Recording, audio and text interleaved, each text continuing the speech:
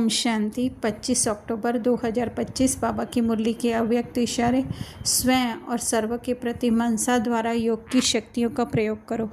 कोई भी खजाना कम खर्च करके अधिक प्राप्ति कर लेना, यही योग का प्रयोग है। मेहनत कम, सफलता ज़्यादा, इस विधि से प्रयोग करो। जैसे समय व संकल्प श्रेष्ठ खजाने, तो संकल्प कम से कम खर्च हो लेकिन प्राप्ति ज़्यादा हो।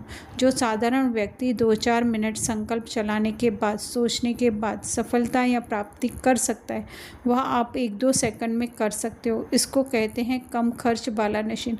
खर्च कम करो लेकिन प्राप्ति 100 गुना हो। इससे समय की व संकल्प की जो बचत होगी वह औरों की सेवा में लगा सकेंगे, दान पुण्य कर सकेंगे। यही योग का प्रयोग है। तो कोई भी स्थूल चीज़ों का प्रयोग इसीलिए किया जाता है कि वो अधिक से अधिक शक्तिशाली बन सके। इसी तरह से हम भी आत्मिक स्थिति में रह करके अपने संकल्पों को जितना शक्तिशाली बनाते जाएंगे, अर्थात कि यह देह की दुनिया से परे उन संकल्पों को करते जाएंगे।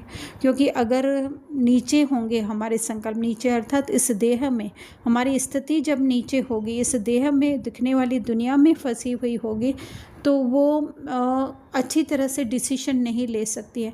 क्योंकि अगर किसी भी चीज़ को भी अगर स्थूल रीति से हम देखना है, तो हम क्या करेंगे, थोड़ा सा ऊपर होकर के अगर हम देखते हैं तो वो चीज़ हमें क्लियर पता चलती है।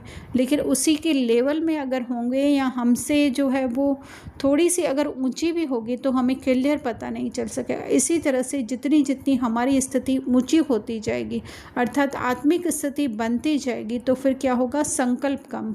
नहीं तो फिर क्या होगा, हम ये नहीं वो होगा, वो नहीं वो होगा।